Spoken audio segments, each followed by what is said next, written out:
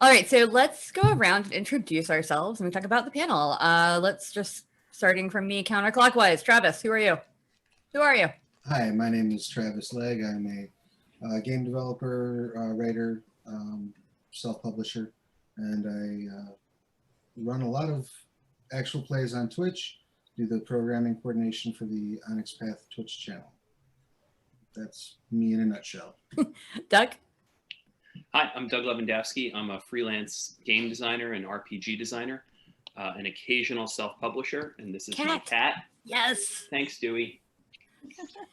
Mine will probably show up later. It's okay. She's been in every panel so far that I've been in.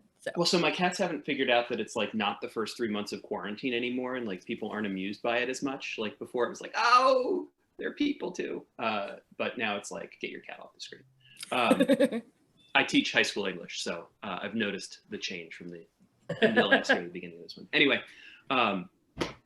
so yeah, freelance game designer, once in a while, online self-publisher, but mostly freelance for other people. I've done Kids on Bikes, Teens in Space, Kids on Brooms, Aunt Agatha's Attic. Those are the most recent ones. So I gotta say, I finally got to play Kids on Bikes a few months ago, and it was super fun. Oh, thank you so much. Yeah. Crystal? Hi, I'm Crystal Mazer. I am a game writer and developer, and I am a educator by day. I've worked on things like Chicago by Night. I am the lead developer for a PIP system from Third Eye Games. And I'm writing on a whole bunch of other things, Never Going Home. And I've done a whole bunch of self-publishing stuff as well. Awesome. And Sen? Hi there, I'm Sen Feng Lim. You can just call me Sen. By day, I'm a psychology professor, and by night, I design and write madly. So I've worked on a lot of RPGs like Jiangshi, Blood in the Banquet Hall, Never Going Home, Kids on Bikes. So with a lot of the fine people here, which is wonderful.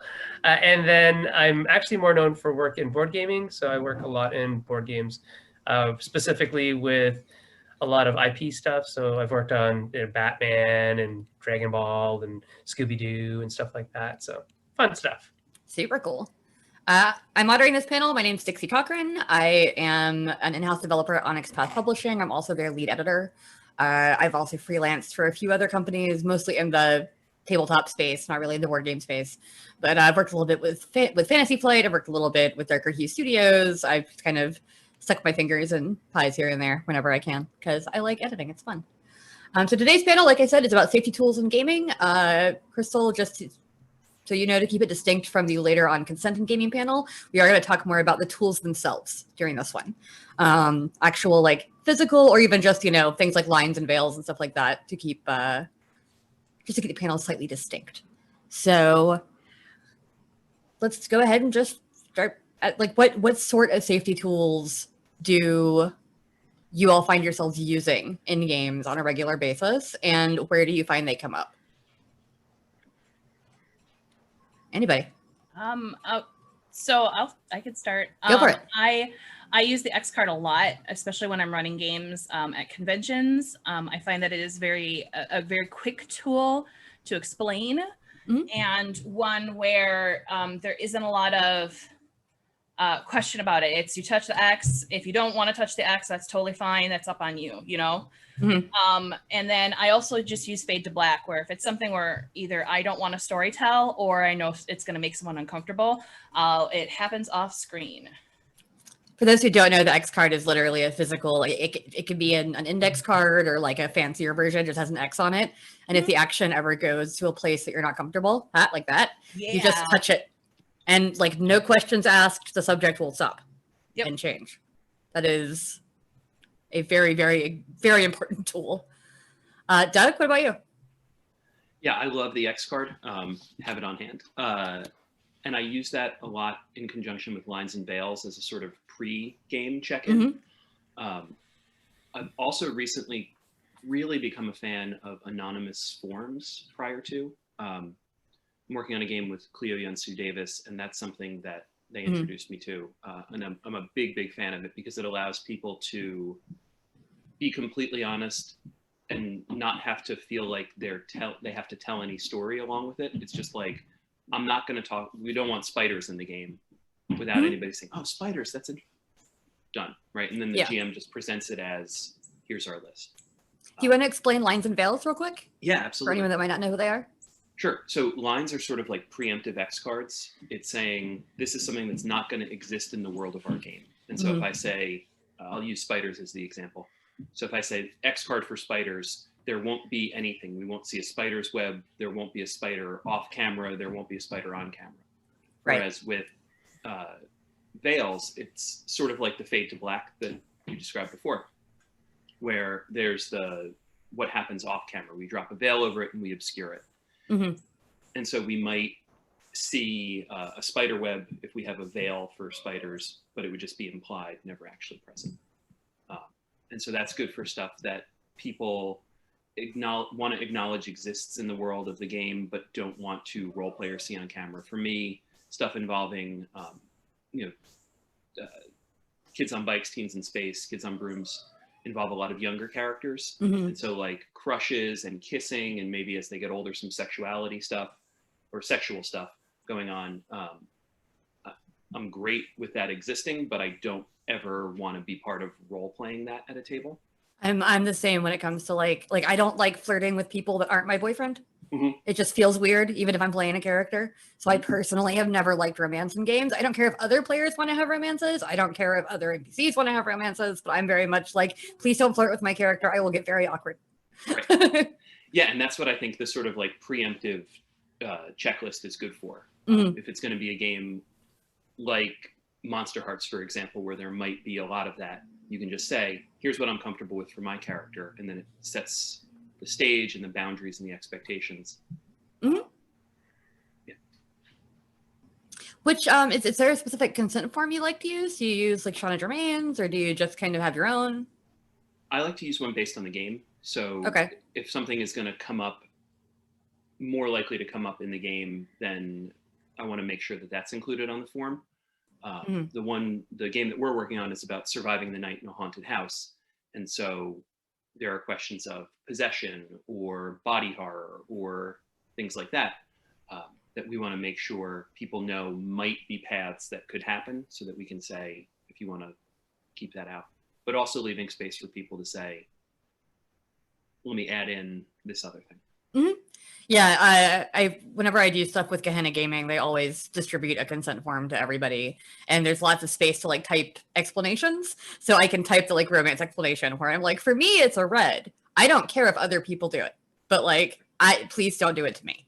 And that's definitely, I think, super helpful, because sometimes clarifying things, like if I put that racism and sexism are off the table in a horror game, but I'm totally fine with punching a Nazi who's being racist. Like, that's a different thing, but I don't want people to be racist towards like my friends' characters or my character. So yeah, that's a pretty common like explanation that I have to put on those, which is like, I'm cool with there being a sexist if I can punch them. Like that's okay, but no, I don't want you to actually say mean things to me as a person. So, Sen, what about you? I'm going to talk about stuff that I like after the fact. Go for it. A lot of the ones that I used before have already been covered, like lines and veils and the X card and whatnot, or X card's kind of during. But something I think that gets missed a lot in games because, we're done, let's wrap up, let's go, is that post-vention piece of gaming, where people might not have actually processed what went on in the game to the point where like, hey, excuse me, something is wrong. Or something didn't happen the way that I wanted it to happen, or my character, and now I'm affected by that. So I believe, as an educator, that a lot of the learning from playing a game comes in that debrief at the end. And I like building those in, even just with something positive, like, stars and wishes, right? So stars and wishes, you give everybody 1 or 2 stars, depending on how many players there are, to give out to other players to tell them, you were a star and this was awesome, that was great. And then a wish is when you would say, I wish there was more of something or less of something in a game. And it's not really used as a critique on a player's play style or anything. It's more about the content. And I mean, it can be about a player. It could be because it's their wish and their desire, or their wish to not have that in there. But it's just a nicer way of both propping up other players for good play and then having a say in what's going to happen next time. And if you're the game moderator, then you can use those stars and wishes for the next session to kind of focus on the things that people want and take away the focus from things that people don't want. And then also you can use those wishes if they are, I wish there was less of something, to go maybe not in group, but out of group individually with players. Say, hey, did something happen that, led you to say that specific thing, and how can we work through that next time as a group or as an individual, or just you and me as a GM and a player. So I think that a lot of the post tools are something that's really important. And if you're playing like a really heavy game, one of the things that, excuse me, I've built into a couple of my games just because they deal with pretty heavy issues of racism and stuff like that. We have like an exit phrase that we're using that we got from LARPing, I believe. I'm just trying to remember who actually told me. Morgan, I think, told me about it. Anyway, the idea about, de-rolling yourself. So I am actually Sen. In this game, I played this character.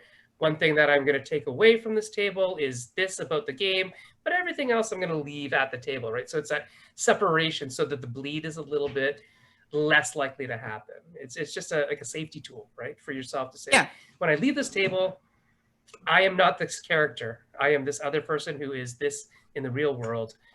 But I did play this character, and I acknowledge that this character has this impact. And I'll think about this, but I won't let it, take over my entire life. So just that really firm affirmation of who you are and who you're not. So I like that as well. I love that. I don't do a lot of LARPing, but I am familiar with the concept of bleed just from some of my friends who talk about it at length. But I had never heard of Stars and Wishes, which it's kind of cool because after most of my sessions, we do like an unpack, 10-15 minutes of like, what'd you like, what'd you not like, what do you want to do more, what leads do you want to pursue. But I've never heard it called that, and I like structuring it that way, so I might actually introduce that to my home group like this week. Travis, what about you?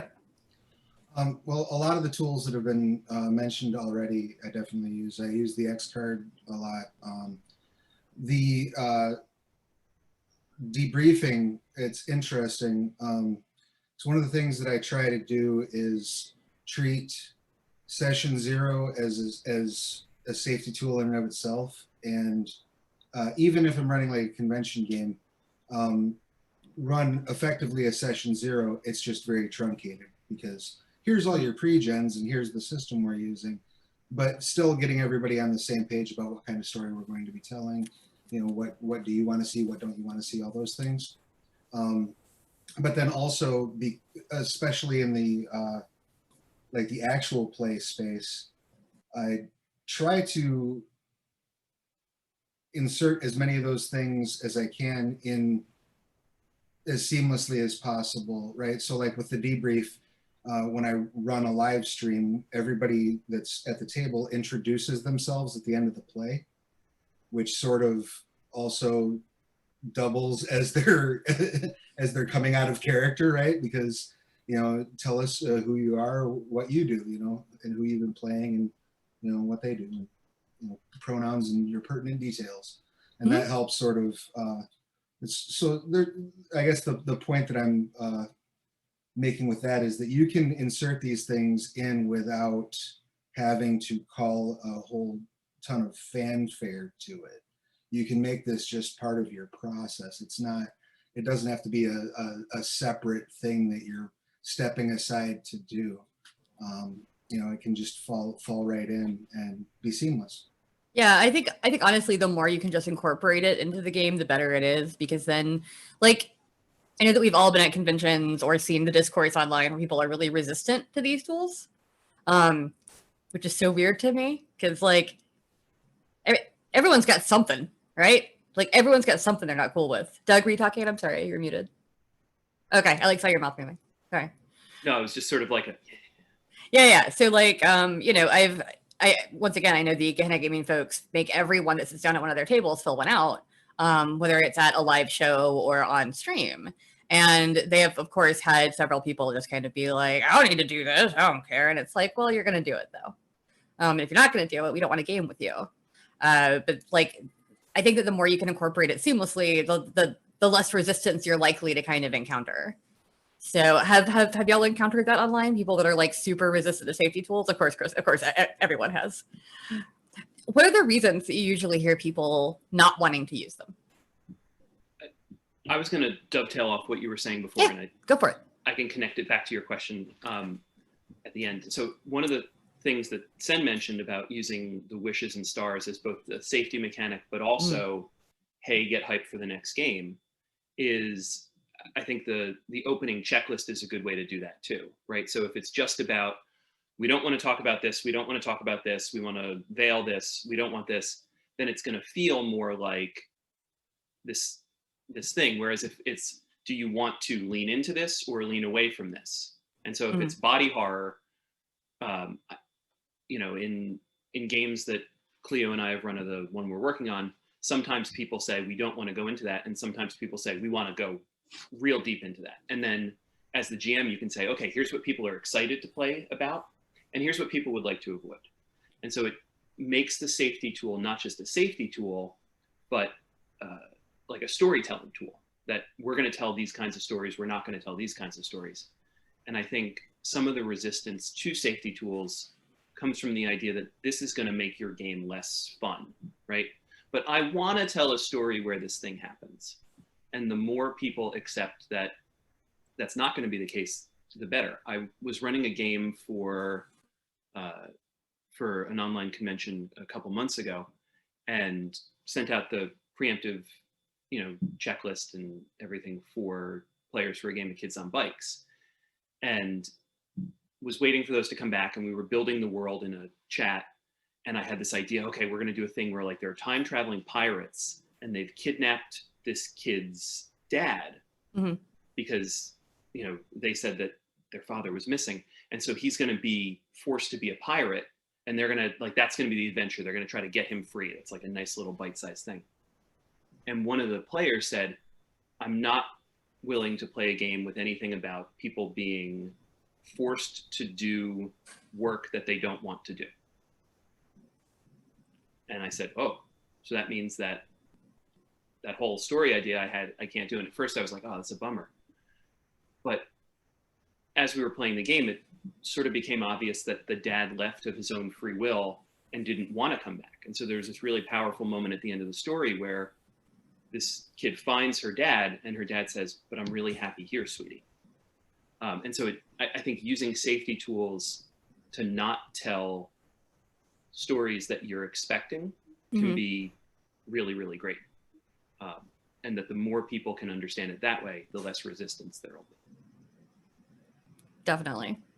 Crystal, you seem like you're like you have a story. I actually have not run into any face-to-face issues with using the X card. I usually put it down on the table, and there is no discussion about it. It's it's here for you to use. If you choose not to use it, it's your choice, you know? But I have had a lot of discussions online, and I've actually written a whole bunch of stuff about safety tools and the reason why they're being used. And I think a lot of the pushback comes from the fact that people think, and I'm using people, but the ones that are pushing back on this think that if you are unable to cope with your trauma, you do not deserve to be at the gaming table. And I think that mentality is extremely exclusionary, and also perpetuates that stigma of mental health, where, I mean, even someone who is in a very good place with mental health can still have issues with stories. So like there's stuff that I'm squick at, where I don't want it at the table. I don't want to be involved in games with it, because I am generally very opinionated, and it tends to not pull everybody out of the game. So I don't want to play in a game like that because I'm just going to get angry. Yeah, been there. Yeah, and so those are my hard cutoffs. So please don't include this in the game unless you want to hear my opinions on it outside of character. I would much rather play a game where I can be immersed in an area where, or in a game where I'm part of the story rather than waiting for that story to fall apart around me. Right. Yeah, you want to, like, you're building a narrative together. You're not having it happen to you. And I think that some GMs, especially those who are like resistant to these kind of tools, they're there to inflict the story on their players. And I don't think that's the way to think about it generally. I mean, certain horror games, maybe on some level, like there is some little bit of that. But even then, like when I play horror games like Alien or Vampire or whatever, like we still do the consent form. And like I am aware there's going to be a little bit more like body horror in like Alien, for instance, than there is in maybe Kids on Bikes. But you know, I still don't want my character to kiss anybody, and that's okay. Yeah, and yeah, I think that a lot of the pushback comes from the fact that those that are pushing back do think that it's strictly about mental health, and it's you know, with people's trauma, and it's not. It's about comfort level, but also telling that story together rather than just being part of the page. Yeah. So, yep. Sen, Travis, do you have anything to add to that? You're muted. There we go. Okay. There you are. Oh, I'm trying to press the space bar and it's not doing anything. So I apparently have to actually use my mouse. So yeah, I think a lot of the resistance that I see is from people who are, like you said, Dixie, the GMs who like to inflict, that's a great word, inflict their story and their narrative. I've planned this venture for so long. I put so much effort into it and I can't derail that. My story supersedes your feelings. That's what I see a lot of. And they may not be willing to, you know, admit that, but that's probably what's happening. Like if we talk about how egocentric people are and stuff like that, you know, there's a lot of psychology people in the chat. That's kind of what's happening there. Is their narrative supersedes the enjoyment of the players, which is really kind of this maybe more traditional way of looking at role playing, where there's a whole story and I've set this adventure up and et cetera, et cetera. And even more narrative driven stories like Kids on Bikes, like Doug was saying, you know, he even got a little bit kind of, you know, miffed when somebody said, oh, we're not going to have that. It's like, well, wait, that's my whole story. That's what I was going for. And that's the initial reaction you might have. And that is a valid response to that until you realize that, oh, we're at a game table where people should actually enjoy themselves. And so I don't actually view safety tools as limits. I view them as, you know, this is what the game needs to be for everybody at the table to enjoy themselves together as a group. And what you like may not be what somebody else likes, but that's okay, you know? Yeah, no, I stumbled on someone's like ick thing the other day without even meaning to. It's that whole like, we're playing with my friends, so we're not going to do like every single like form because we know each other. And I did not realize one of my friends had an issue with eye horror, and I in character did something to another character's eyes, and my buddy was like, oh god, I'm like, oh, we can backtrack. I'm so sorry. I will never do that again. Well, and yeah, because I felt awful. And he's like, no, we're gonna do it this one time. I'm like, I will never ever do this ever again. I promise. But like, I stepped on someone's gross thing, and I didn't realize it was their gross thing because it's not my gross thing. Well, and the other thing is that you most likely, even if they're your best friends, you might never know that that's their deepest, darkest trigger, because why would they share that with anyone? It's their deepest, darkest trigger. Right, exactly. I have a friend who's legit afraid of aliens, like just the whole concept of aliens, which to me is like a funny sci-fi thing, right? So but to them, it's this real touchstone for them. So I think that, and a lot, that's the other defense, actually, that I just play with my best friends. We've been playing for 20 years. Hear that all the time. Do you know that your best friend was, you know, assaulted last week? Yeah. No? Well, then maybe there's a reason for having this tool come up again in a game. So even in long-standing campaigns, we'll do the lines and veils, just do a check-in, really quick check-in before the game starts. Hey, does anybody want to add anything to lines and veils or take anything off, right? Mhm. You know, there's always that option too. That's actually super helpful too. Is just like keep checking in with people. Travis, what about you? Have you dealt with people who were resistant to it, or have you had any like?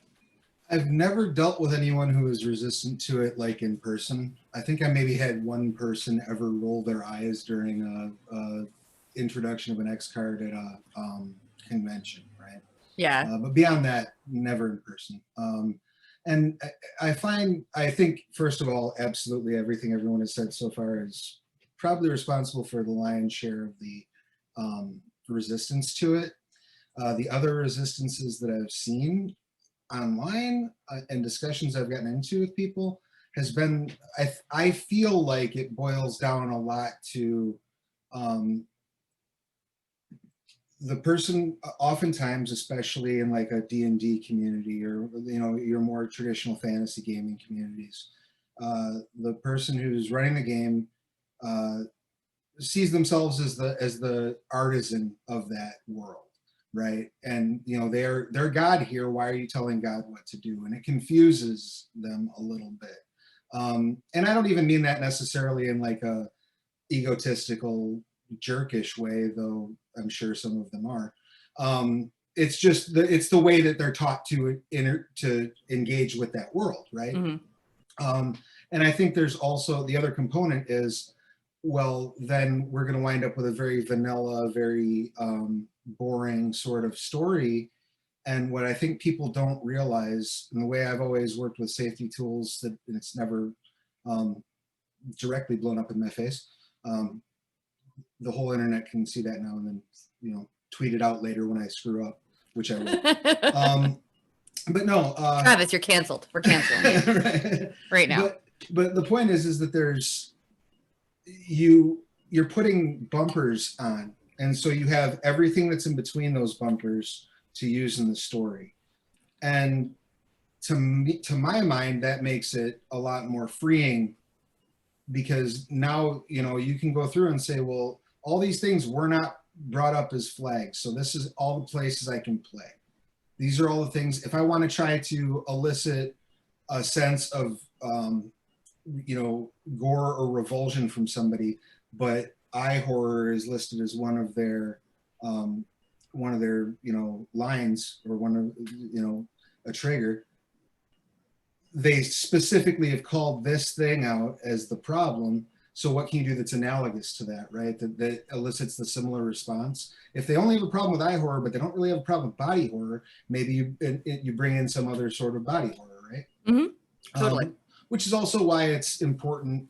And my only reservation about anonymous forums, I like anonymous forums, if there's a way to have follow-ups, because sometimes you'll want to ask clarifying questions about them.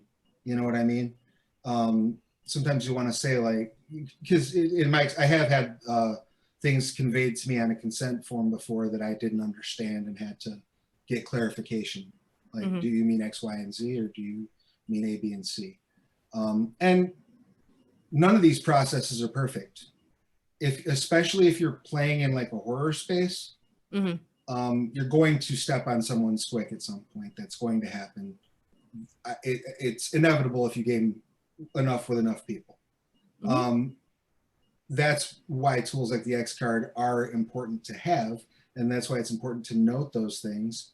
And if you need to ask for clarification, nobody's saying you can't, right? Nobody's saying you can't stop and say, okay, I'm sorry, what set that off? You know, like what element? If you don't know, I would assume in most situations where the X card's tapped, you know why it got tapped. Yeah. But again, you never know what I'm not a mental health professional, but I feel fairly confident in saying that there are many people who don't know for sure what their own triggers are, you know, that might discover them themselves at the table. Like, oh, that's bringing up an association I never would have thought it's bringing up. Someone actually said that in chat. Like people who are new to a game, yeah. especially, might have a clear idea what their triggers are. Exactly. And yeah, So that's my whole point is with the resist. I think that if these things are being framed to people as an enabling tool, I think a lot of the people are seeing them as a restrictive tool. And really, they are an enabling tool. They're a tool that enables you to explore all those themes and feelings you want to explore in a way that's comfortable for everyone at the table, as opposed to, and you can watch videos of my streams where my players are all like, oh God, but it's all in good fun, and that's what we're going for. right. You know what I mean? Like, so it really does. But I do know that there are certain things that I won't bring up at those tables because that's going to bother X, Y, or Z person, and then suck the fun out of the room. And what's the point? We're sitting here to have fun, So that's my that's my, I guess, feedback to the resistance that I've run into. I think that one important safety tool I just want to throw out there real quick is also telling players they have the ability to walk away at any time. That is something that I've always been very big on at conventions and everything. It's like, maybe we didn't hit all the lists. Maybe something just tweaked you wrong. Maybe you got annoyed. I don't care. You can walk away at any time and you can come back at any time. So if you need to just go get some water and like collect yourself and then come back, great. We're not going to question that. We're not going to be like, what happened? Where'd you go? Why'd you leave? We're just going to go, okay, cool. Welcome back. Good to have you. Let's catch you up. Sid? Yeah, I think the idea of an open door policy is wonderful, especially if you're, it's actually the sign of a good GM, a good moderator who can roll with those types of punches that players throw at you, because they're going to throw weirder things at you than just leaving the table, right? Mm-hmm. They're going to try strange things, making their broadsword explode inside the stomach of a Tarrasque or whatever. I don't know what they're going to do. Ask Doug about how his rogue rolled like 164 points of damage. I can't remember how much it was. It was a lot of damage, and I don't even know it was a Tarrasque, but it was something big. It was exactly 164. I know. Wow. It's uncanny. Well remembered. I could also tell you how many teeth I have in my mouth without thinking about it. So there you go. But yeah, back to the open door policy and things like that. I think if GMs are more willing to be flexible, I think storytelling elasticity is something that Crystal was talking about in the chat thread, and that's a perfect way to talk about it. A GM needs to be flexible, and a GM that's inflexible may not be a GM that you want to play with all the time, unless you really know that person, right? So it's hard to do that in a public setting, like at a convention or something. One thing I do want to warn people about is the game table may not be the exact place to unpack a lot of this stuff, right? It may be something that, hey, let's tag that as something to discuss after, like outside the game, ex parte, or and that's why an open door policy is important, because it might be too much right now, but that person needs to go for their own safety. Like, I just need to go. But if they feel beholden to the group or the table, that causes a lot of social anxiety and a lot of somebody's like, I might put myself at risk a little bit more for the sake of the group. Whereas that's not actually what we want. We want you to be safe. If we care about a person in our group, whether it's just we met them the first time at a convention or 10 years of campaigning with them, I think the open door policy is a really good way to increase safety when people I just need to leave and I need to come back, and I need to feel that I have permission to do that. And really, that's all that this is all about. It's permissions, right? It's that consent piece that we're not going to talk about right now. We can talk so much consent at 5 p.m. So much consent. So much consent. All the consent. All the consent. So yeah, there's a lot of stuff that may need to get unpacked between the players, the GM and the players, everybody. It's just right now in game, is that the right time to do it? That's actually a group consensus thing, right? That's more of a, does the group think this is something we need to unpack right now, or should we do it later? It's a hard call. It really is not easy to do. Yeah, no, I am a frustrated crier. If I get frustrated at all, I tear up. It's just how I am as a person. And same with being really anxious. And I have ADHD with comorbid depression and anxiety. So fun. So yeah, like I definitely just had to walk away from the game table before because I'm like, I'm crying. I'm not actually that upset, but I have teared up and I don't want to throw the whole table off by the fact that I've teared up. So I go to the bathroom, be right back. And I go and I'm like, okay, frustrated. Why are you frustrated? Okay, get over it. Go back. Duh. Okay. Whew, deep breath, you know?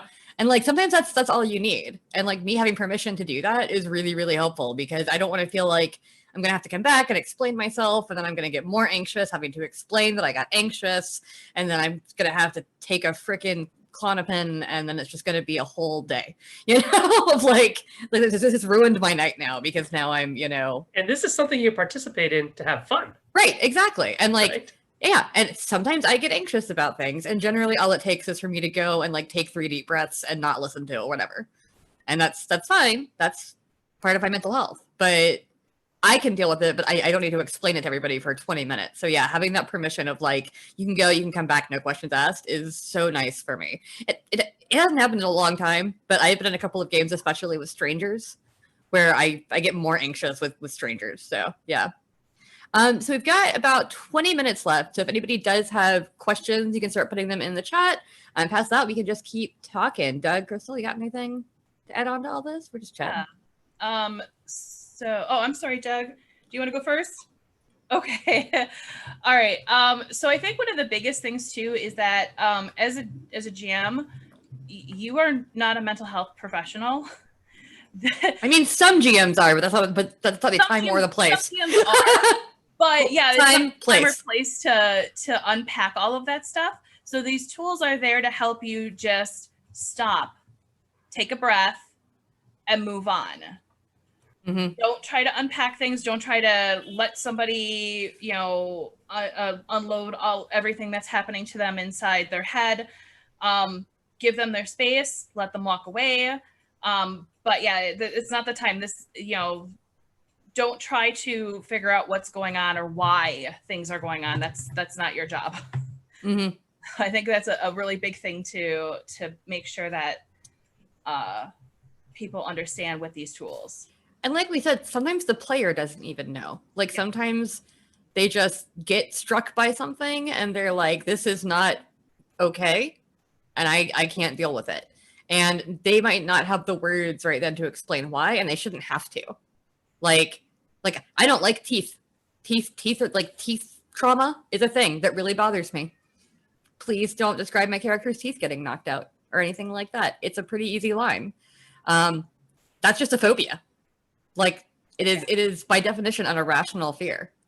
So I can't stop it, but it's there. Doug? Yeah, I was going to say that a lot of these safety tools, especially for players with anxiety, which at this point, who doesn't have some degree of anxiety, right? Right.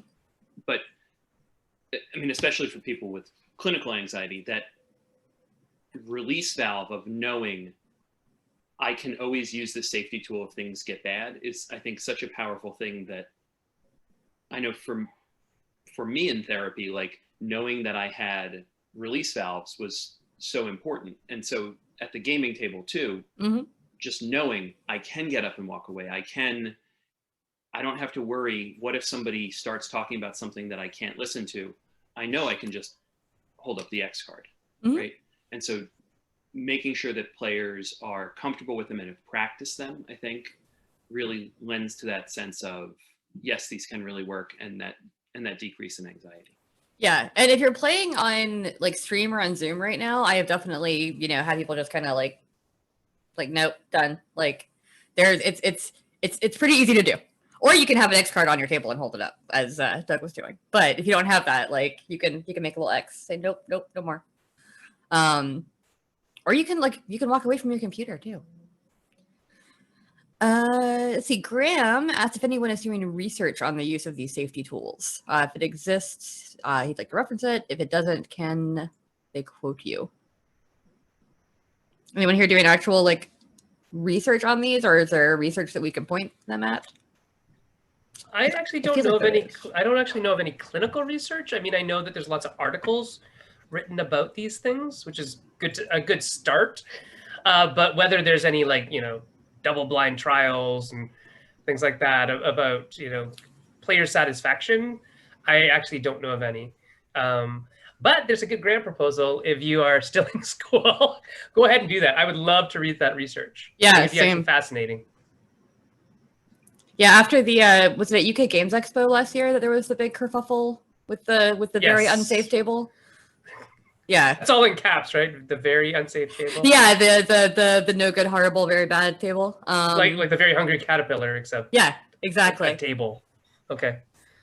But yeah, no, I mean that kind of blew up as far as just on Twitter and on the articles and social and things where somebody got put into a really bad position immediately by a GM in a game, and didn't feel like they could walk away very easily. And it was because none of this had gotten said. It was very much like the storyteller sat down to shock them and did not have any of this stuff in place. They didn't feel like they could just walk away. So afterwards, they had to go complain to the convention staff. And luckily, the person that tried to spring that on them was let go from their role as a GM for that company. But that's the kind of thing we're trying to avoid, because you can run a game with very difficult topics. That's I think what, like we were saying, a lot of folks push back against is they think that you can't like ever run a game with difficult topics or things that not everybody's okay with. And it's like, no, you can run those as long as your players are okay with them. Like there's all if your players are okay with everything, great, run your edgy game. But if they're not, then don't. Sen, you unmuted. Did you ever? Oh yeah, it's exactly what you're saying. Like I think that a lot of people who are resistant to this just maybe don't understand it, or are unwilling to understand it, or unwilling to see it from somebody else's perspective. That for me to have fun, this game that may ostensibly be about people running through a dungeon and killing monsters and collecting gold and stuff like that, I just don't want to have any racism in the game. I deal with that on an everyday basis. That's my life. I want that out of there. And it shouldn't be too hard, because the game's not about racism. The game's about a bunch of people running through a dungeon, killing monsters, collecting gold. So why is this a problem? But then they, you step on their creative toes, and I guess it's sort of, there's going to be people who are like, yes, I get it. Let's do this thing. Let's use this tool.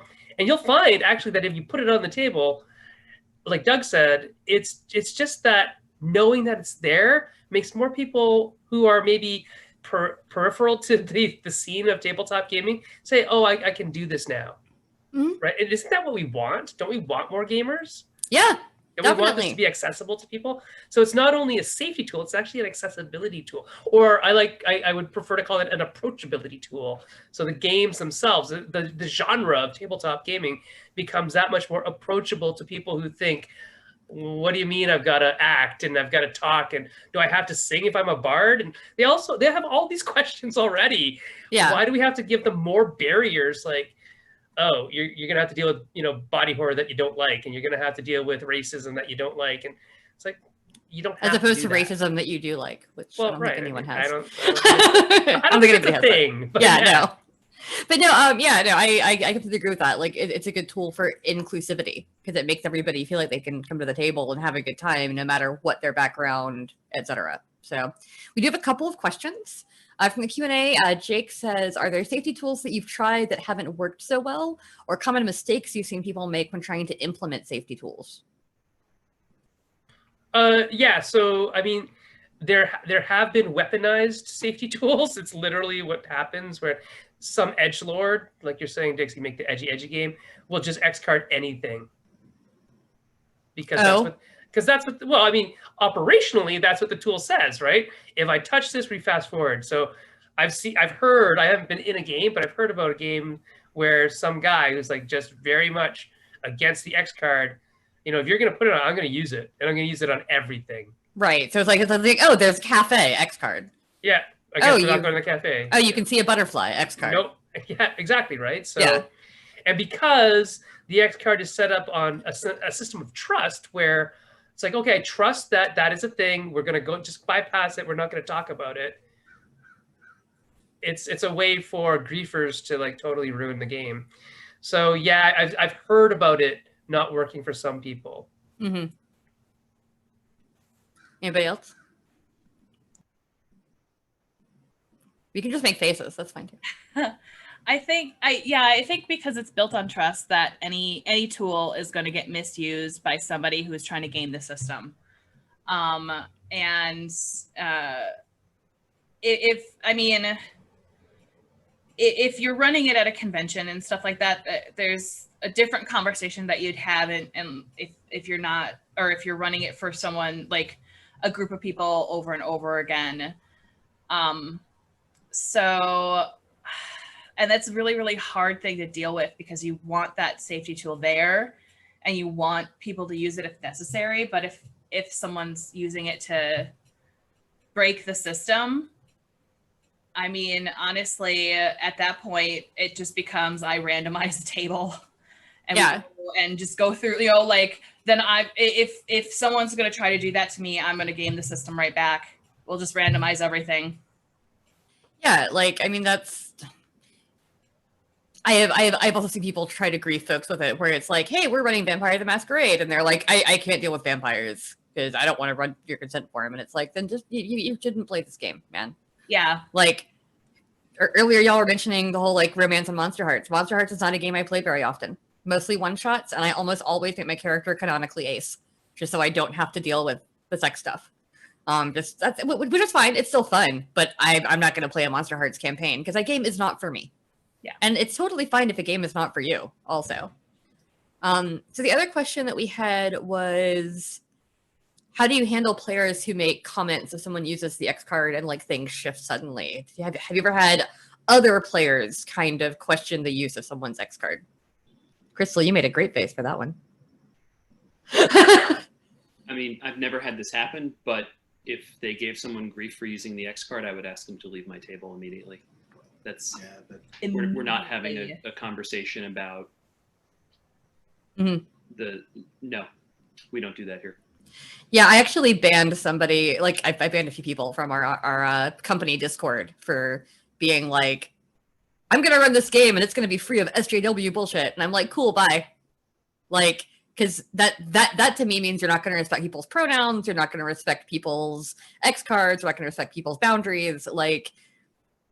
The minute you say that, I don't want you in our space. You're gone. We put safety rules in all of our games for a reason, and you're not part of the community if you're doing that. You can do whatever you want in your home game. Go ahead, traumatize your players. I'm not, coming to your house to beat you up, but I'm not going to let you advertise in our company community for that. So yeah, I think it's a lot of just no. That's a hard no for most people. If somebody says that's an X card for me and someone else is like, why, man? No, you don't get to ask that. That's between them and their brain and their therapist. Yeah, and I think Doug's point about, we don't do that around here is kind of the easiest feedback you can give. Yeah, that's not cool. Mm-hmm. We don't do this at this table. We don't question other people's X cards at this table to try to, because it's invalidating or negging, right? So we just don't do that. Which is why it can be weaponized as well. So we just have to be very careful that people are using stuff in good faith. And I think that's sort of the whole magic circle of gaming, the covenant that we've all kind of agreed upon, that we're going to use these tools in good faith. And if you break that faith, then you are actually no longer part of that circle, and you should be excised like a cancer and, yeeted into the sun, as my son would say. Right? I always try to, let's give people a chance to grow and learn, but if they're not going to grow and learn, then bye. Well, and another thing too that I would add to that is that if any tool is clearly not working, whether it be because the tool is not functional or because someone is abusing that tool, there's absolutely no reason not to say, all right, let's take 5 minutes here. We're going to stop using this tool. We're going to introduce something different. And there's also no reason, if you have I don't know what game you're running, but if you have a player that's tapping their X card every 30 seconds, maybe it's time to stop game for a minute, have a conversation about about whether or not they should be at the table for their own well-being, let alone, you know what I mean? Like, there's no situation where that's good. So Right. I would not lose a wink of sleep over stopping a game and saying, hey, let's take 5. I need to figure out what's going on here. And then if it became very clear to me at that point that this was a bad actor, just, all right, you got to go. The rest of us are going to go have fun now. Yeah, that's a really good point, Travis. I think centering it on not the game, but the person is an important part of it. Because if somebody's tapping the X card like multiple times, it's about that person, not about the game, right? It's about, well, it is about the person's relationship to the game, but it's not about, you shouldn't feel protective about your game. You should feel protective about the person if they are acting in good faith. So yeah, I get that point. That's great. Even if they're not acting in good faith, I think sometimes, so I was in retail for a long, long time, and I am very big on weaponized kindness. And so almost like weaponized empathy, if like someone's doing that and you think they're being a bad actor, but just like, oh my gosh, like what can we do in this story? Like, is there anything that you'd like us to do? And being very nice to that person, I think, can actually help illustrate that they're being a jackass. But that's just me, coming from, like I said, lots of retail where I spent a lot of time going like, of course, totally, yep, and thinking, no, go away, please. And even in the off chance that that you've misread the person's intentions, right? I mean, it's if someone's weaponizing it, seems to be weaponizing, they probably are. But like, just in case, then be nice, right? Give them a chance. Say like, I mean, like I said, not every game is for everybody. That's fine. There are lots of video games I don't play because they're not for me, and that's fine. And there's thousands of tabletop role playing games out there, and some of them probably aren't for you. Like, like I said, Monster Hearts, any game that's like really about romance, not really for me. That's fine. That's okay. There are other games I can play. So sometimes you might say like, hey, I want to play this game, but it's full of the stuff that I'm not cool with. Like, okay, well, maybe we can adjust it, and maybe we'll just pick a different game. And that's fine too. To know the consent forms, let me actually link to the Monty Cook one, which is kind of the main one, but of course lots of people make their own. Does anybody else have a specific consent form that they like, aside from just like the basic ones for the Gehenna Gaming one is the one that I've used with a lot of stuff, even outside of running stuff for Gehenna Gaming. And you can find that on their website. Well, here's the Monty Cook one. I'm just linking these on the chat for anyone that wants them. But yeah, the Gehenna Gaming one is really good. Are there any specific tools that we didn't cover that you'd like to just mention before we wrap this up? In more cinematic games, I do like to use, with like scenes and things like that, I do like to use like the rewind, fast forward type stuff. Where, a rewind is, hey, we can do that. Let's just rewind it and rephrase it a little bit better. And then the fast forward would be more like a veil, where it's like, we're fast forwarding through that. We know what happened. We get that this whatever horrible thing or thing that might trigger somebody happened, but we don't have to describe it. We don't have to see it. So it's almost like a fade to black, but we're just fast forwarding past the parts that we don't like. So I think that is actually really easy to understand for people who have had, for most of their life, fast forward jog controls on their videos, right? So it's not a hard one. Whereas some of the more esoteric things like the safety flower and whatnot are a little more difficult for people to grasp on immediately, I find. So I like the video recorder tools or whatever they're called. I actually don't know what the name is. Well, and piggybacking on that too, I think you can just do some, particularly if you're if you're an informed game master, you're aware of the challenge areas of the players. You have a consent form. However, they may have told you their lines and veils. Whatever other tools you're using, you can use your power as the editor of the story, because that's really more of a function that you're, speaking in a film language. It's more of the function even than the director that you're actually taking. You're deciding where it starts, where it stops, where the cuts are. So you can use that to massage in, like, well, I know this person doesn't want this thing, so we're just going to cut over to this other scene, and we'll come back when that is resolved. You know, if it's something that can occur but off camera, you know, for example, and you don't even need to call attention to the fact that you're doing it. You know, if you're a reasonably experienced game master, nobody will ever probably know that you've been doing that, but you can certainly shift things around narratively. The other thing that I don't know that we've actually brought up directly is just check-ins. That's come in very handy with me like I just started using it probably in the last year, but just stopping after a scene or even after a particular interaction during a scene, pausing the game and just saying, everything cool? Mm-hmm. I mean, that's the thing that we do a lot in LARPs, where, you know, you check in with somebody. Yeah, good. Right. Like it's pretty easy to do, to say, like, hey, everybody doing all right? It generally won't hurt the game to check in with people. That's always a good thing to do. We do have one more question that I'm going to ask, and then I'm going to wrap this up because it is almost time. But Jake again asked, are there any differences in how you would use these tools in a casual game with friends versus a game with strangers or clients or students, etc.? To me, it's the amount of time that I would devote to making sure people are aware of it, right? So in a home game, you know, I run a game every Wednesday night with friends online, and we know that if I won't go over safety tools at the beginning of each session because everyone knows, right? And they've used them, so it's not like, you know, well, everybody knows it's fine, but like they've demonstrated that they're willing to use them, they're comfortable using them. Whereas the less I know a group, and certainly the more vulnerable a group is, as a teacher, if I'm running a game with students, I'm going to be very, very, very clear. We're going to practice it before we go.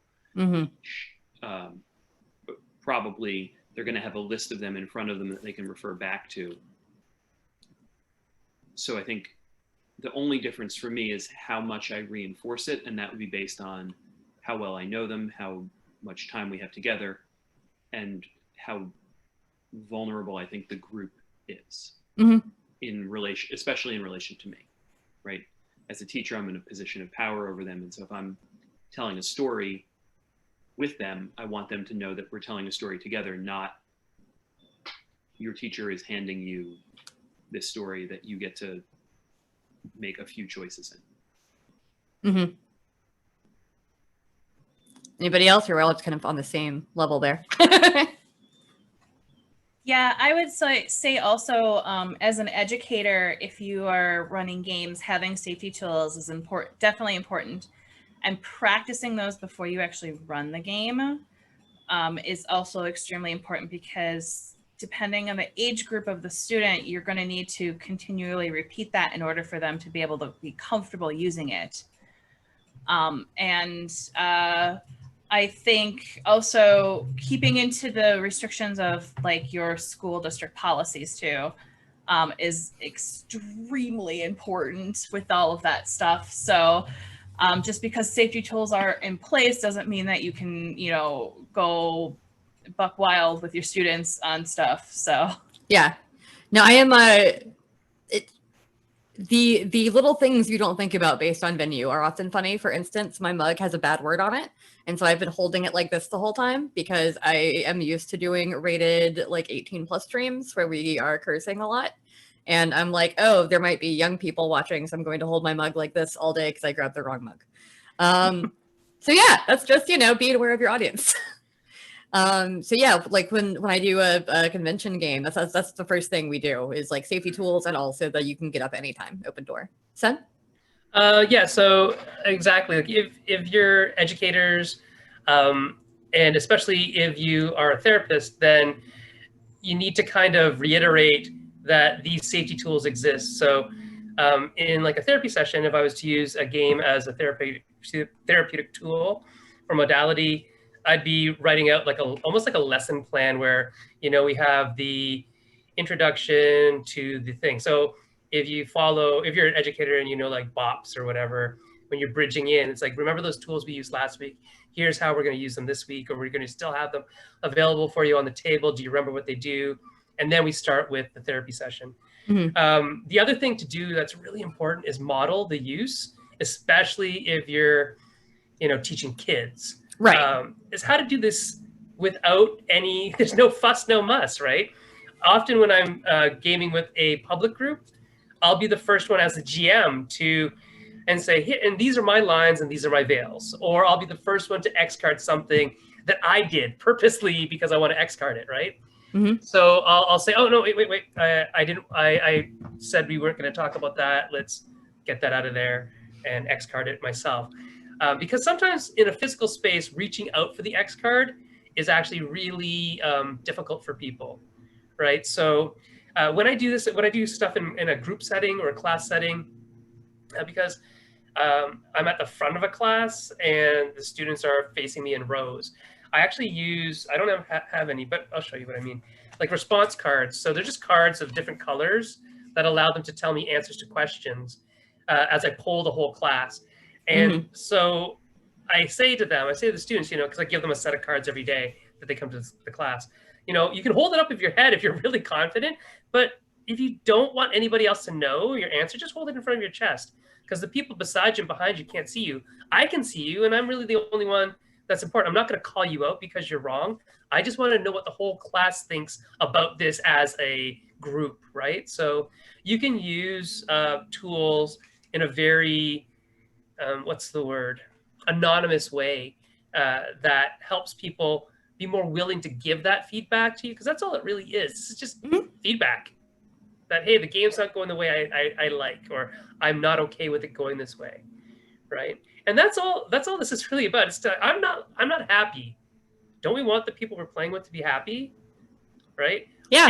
And engaged. Like, this is going to make me disengage. Okay, then let's change our behavior and I think that's part of the pushback as well. So I don't want to change my behavior because somebody else isn't having fun. That ruins my fun. It's like, well, okay, but maybe you need to do a little bit of work on yourself, my friend. Yeah. All right, awesome. Well, I think that's gonna about wrap it up since it is 11:35. But I love everything that you were just saying, especially in light of what Graham said in the chat, which is that classrooms can't really have open doors.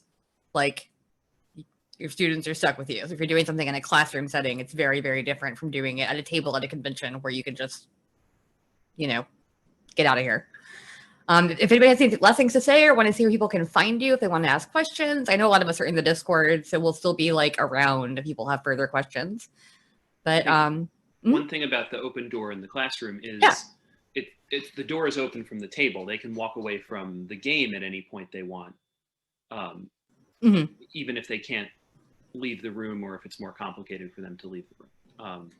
Still emphasizing the door to the table being open, I think, is still vital. Yeah, you can opt out.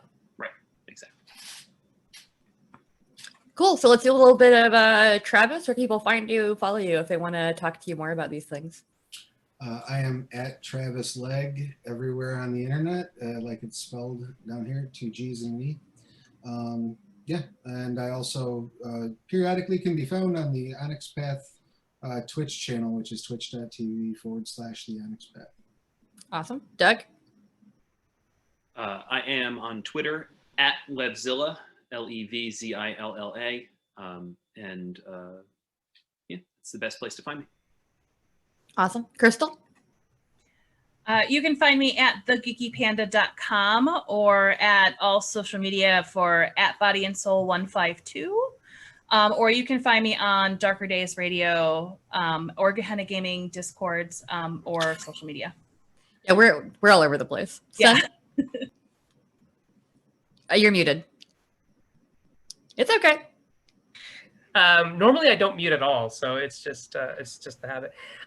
The best place to find me is on Twitter at senfenglim, and every Wednesday night I do a video cast through Facebook Live from 9 till 10 Eastern Standard Time about board game design. So if you're into that, you can come check us out there too. Cool. You can find me at Excited I use my Twitch overlay for my background because I'm boring.